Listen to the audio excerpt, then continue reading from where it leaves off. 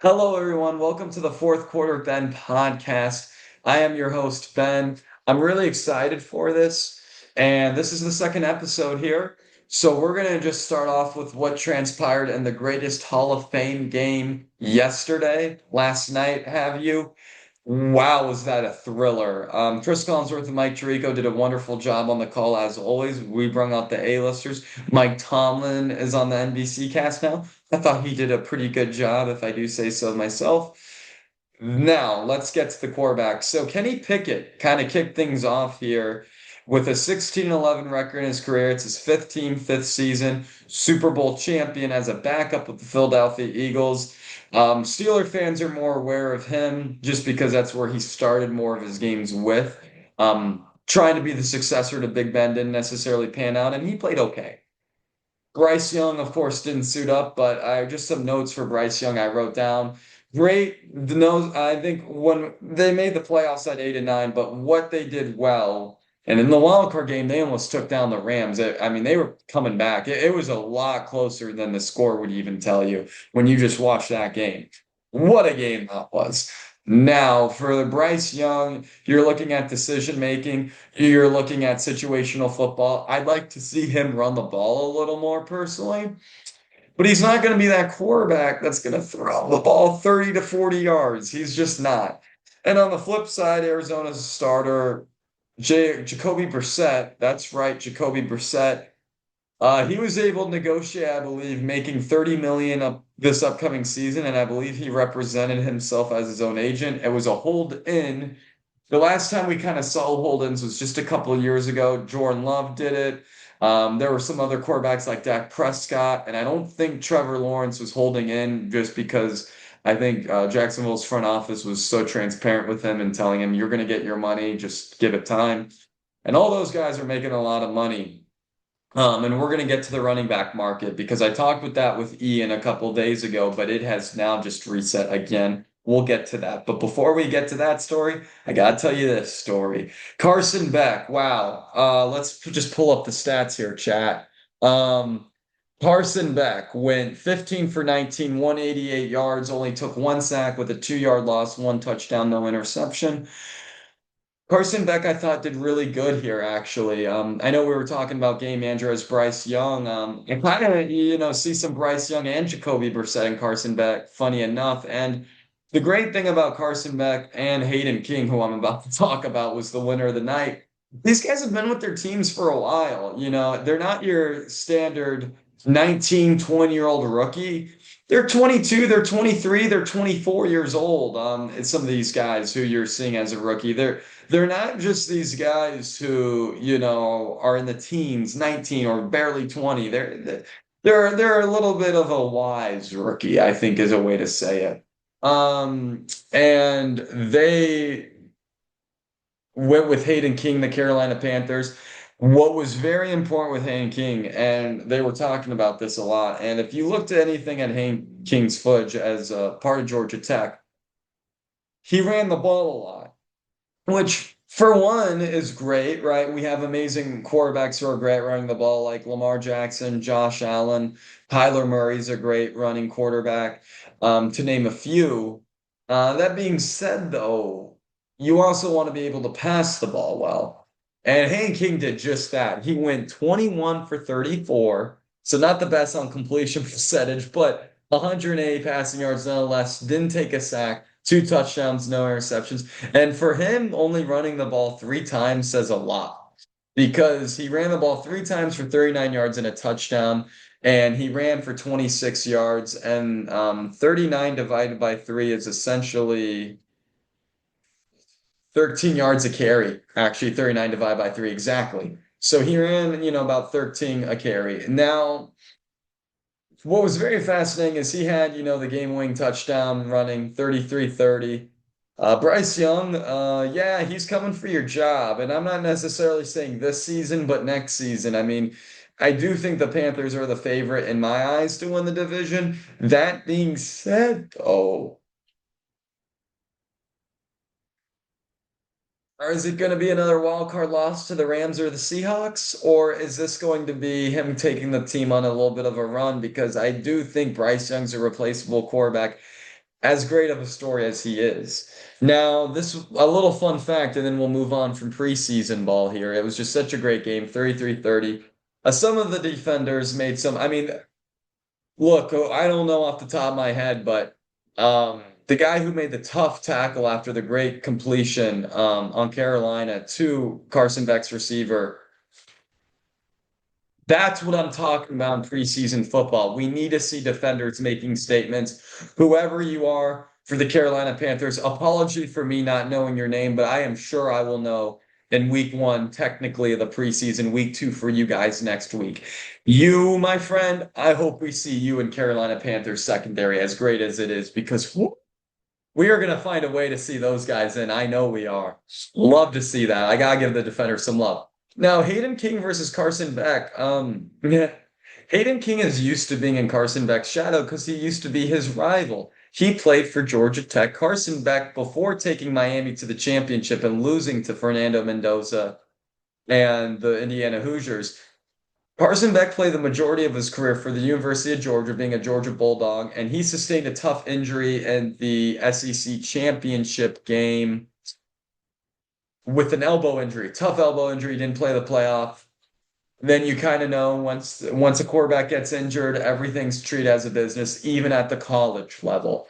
Now, Carson Beck here in their matchup, this game had it all. I'm going to go over the score first. It was 44-42 Georgia, 8 overtimes, mind you. And Georgia was ranked seventh. Georgia Tech was unranked. Georgia Tech finished the season 7-5. Georgia finished the season 10-2. Carson Beck went 28 for 43, which isn't even a bad completion percentage. 297 yards and 5 touchdowns, no picks. Hayden King, see, this is what we were talking about. 26 for 36, 303 yards, 2 touchdowns, no interceptions. 24 carries for Hayden King, 110 yards and 3 touchdowns. And that was kind of what made him an undrafted quarterback, I thought, was just the fact that he ran the ball so much. And maybe he should have gave it to the running backs more. Maybe they didn't have a running game, right? There's always questions to answers and answers to questions. Quote that one. Carson Beck didn't run the ball. That's a surprise. But he did run the ball, actually. Well, actually, maybe he did run the ball because they're not showing it on the stat sheet, but he did have a nice first down to keep the drive going in just last night's game. So I'm sure in a 44-42 game, Beck had to run the ball at least a few times just to escape some Georgia Tech defenders. But let's move on from preseason here. I'll give you some of my takeaways next week later when the games progress.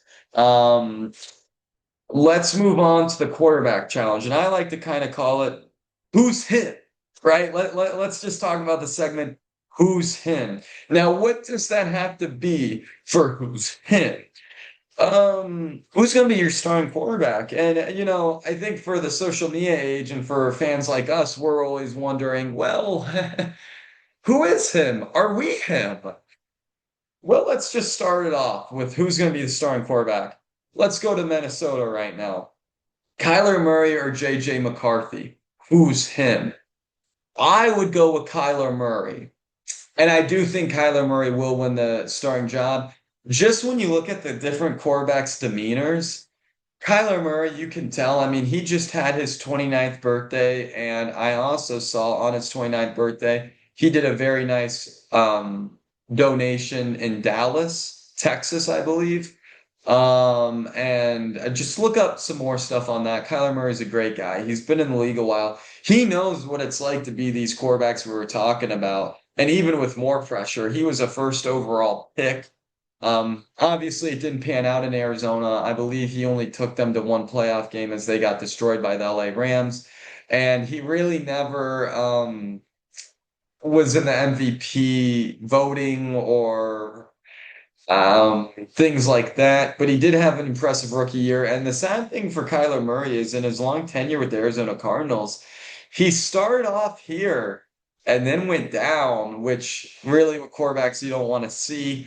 Injury played a factor. And remember, Arizona paid Minnesota, or Arizona is paying to get rid of Kyler Murray, like what happened with Tua Tagovailoa in Miami. They're paying to release him. So When you're a team like Minnesota, a hot dog, you're absolutely going to take it because you're giving him a veteran minimum. But of course, Arizona, we'll see what they do. Anyway, I do think he starts over JJ McCarthy for a number of different reasons. One, more than ever, we have seen in 2026 and just in the decade of the 2020s, character seems to matter more than anything these days. And JJ McCarthy, I like him. I like his pre-game ritual. I like him being Zen. I think all of us can be more Zen. That being said, though, JJ McCarthy has acted pretty arrogant. We saw it more in last season, and I don't really think he's the guy. I think he's the next Trey Lance. I think if we were to see it, it would have happened by now. Trey Lance, I believe, is backup with the Chargers still, if I'm not mistaken. And I think he's going to be the backup to Minnesota, but yet you could see him on the field.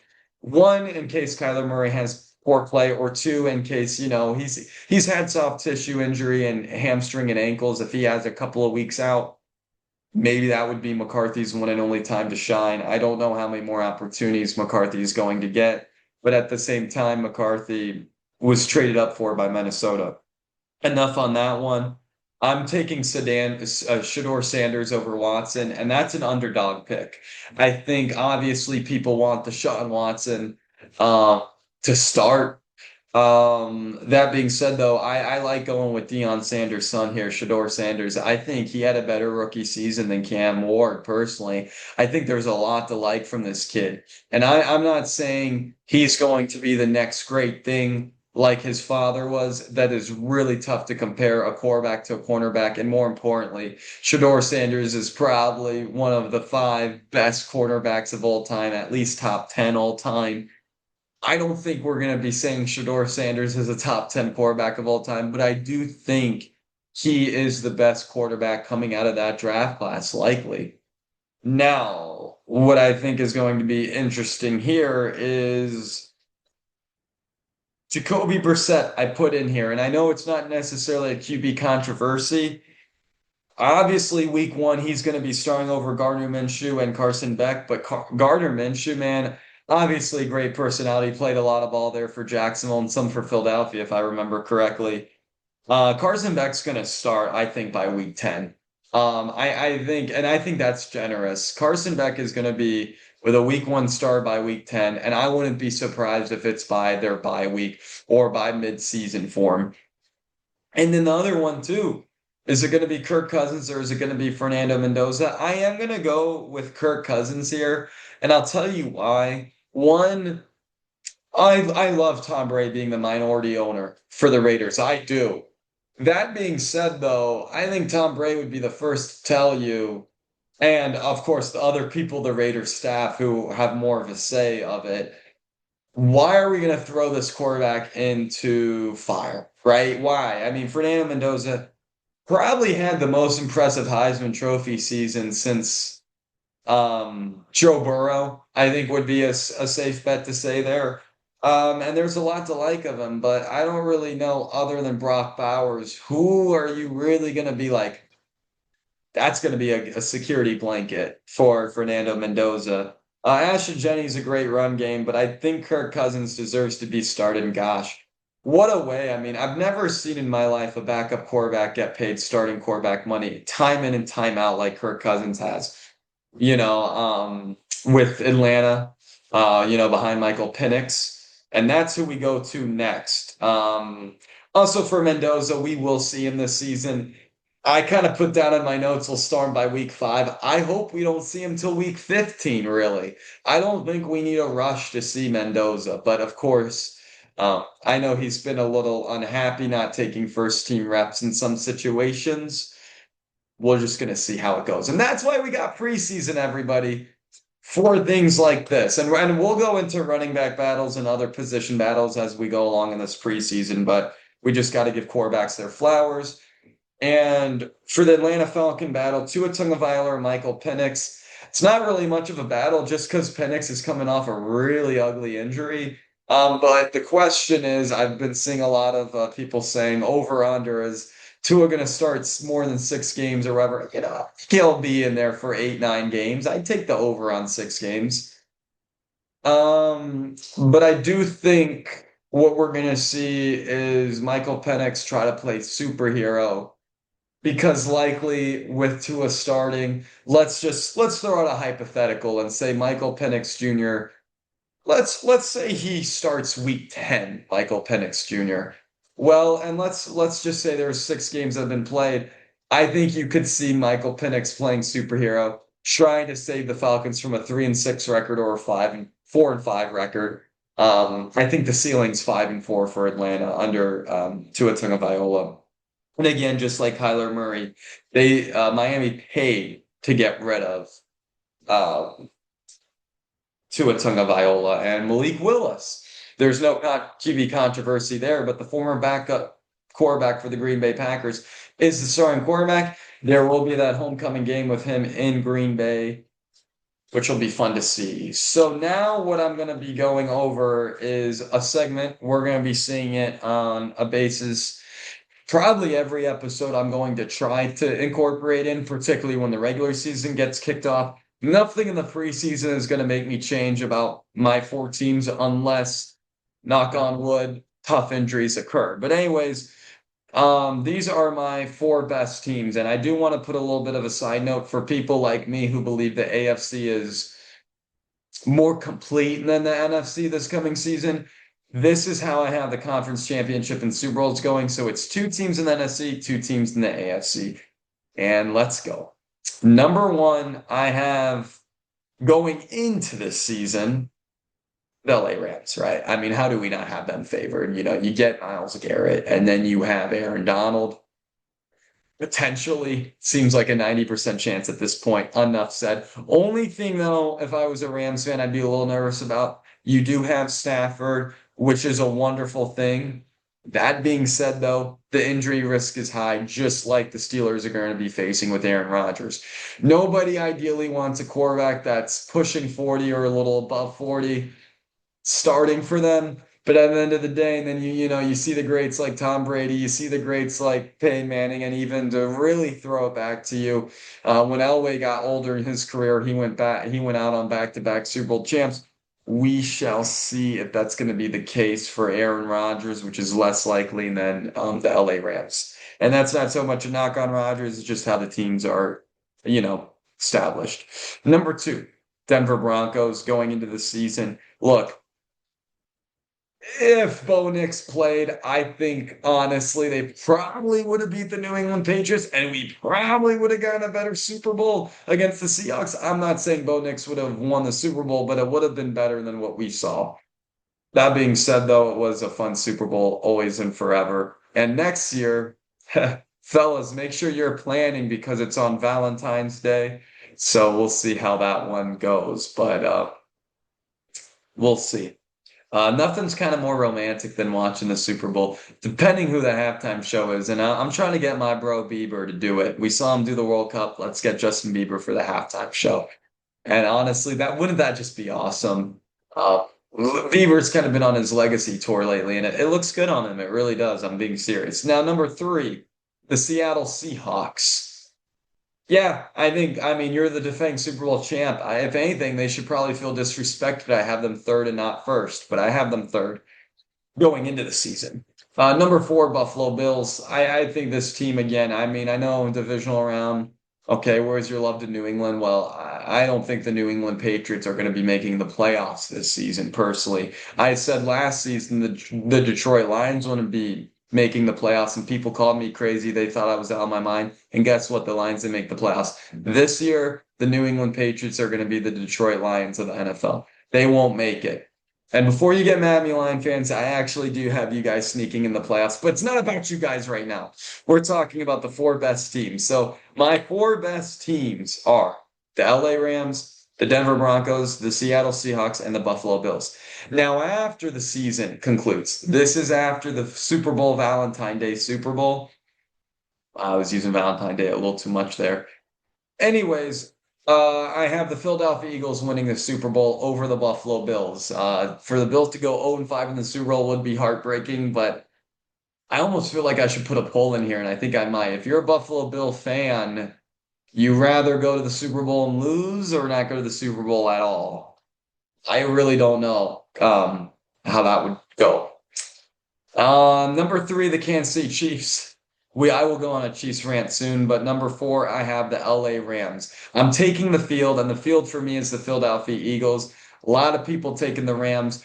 I always like to stay away from that unanimous Super Bowl odds-on favorite. So give me the Eagles, who aren't even in, I don't even think the top three NFC odds, or maybe they're the third best on the NFC odd form or fourth best, but they're definitely not top two because it would probably be Seattle, who I still think will make the playoffs and everything. Okay, I am going to be going on my Kansas City Chief rant right now. You people, and when I mean you people, I mean honestly, I can't even think of anything. I think Micah Parsons or Mahomes will be the one, but you know what would be a really cool story of comeback player of the year? Hank Dell. I know he just started practicing for the first time in over almost 2 years. That would be a cool comeback story. But yeah, anything else? I think, and I can't believe I'm saying this because when I'm just looking at Justin Herbert from a football point of view, I have called him overrated. I have said I don't really understand the hype, especially when the playoffs happen. I don't know if the Chargers are going to make the playoffs this season, but I do think Herbert will have a top 10 quarterback season. And I hate to say it, but I think he'll be sixth best quarterback, fifth best quarterback instead 10th, 11th best quarterback. He's going to have a good season. I really think he will. So I think the Chargers are a team under the radar. And in the NFC side, I do think the Green Bay Packers are a team under the radar. Not so much in the fact, as a Packer fan, I'm not picking them to go to the Super Bowl. I'm not doing all of that stuff. But I do got one more rant for you. When did it become a trend to hate on Jordan Love? My gosh, I hear this guy's getting booed, him and his beautiful wife are getting booed at the World Cup game. And then I hear them already crowning Caleb Williams better than Love. And I hear them saying, oh, you guys got to do algebra. Say Love's a top 10 quarterback. No, you don't. Okay, let's just look at the injuries, which hurts a quarterback. The ankle sprain was tough. That was a cheap shot by Jalen Carter. He's been proved to be a dirty player. And the concussion was a cheap shot by the Bears. Now, a cheap shot or not, I get it's the game. So Love's missed some games from that. But he did not play bad in the wild card loss to the Bears. Just Packers not running the ball for some reason in the second half. And at the other time, so what? Matthew Golden, he's going to develop. Christian Watson got paid wide receiver money. Jaden Reed or whoever can come there for, that third receiver. I understand it's not the strongest, but Reed is a big time ball threat. And Jacobs, but again, the Packers, the Chiefs, and I'm going to put the Chargers in there. They are all under the radar teams compared to their standards.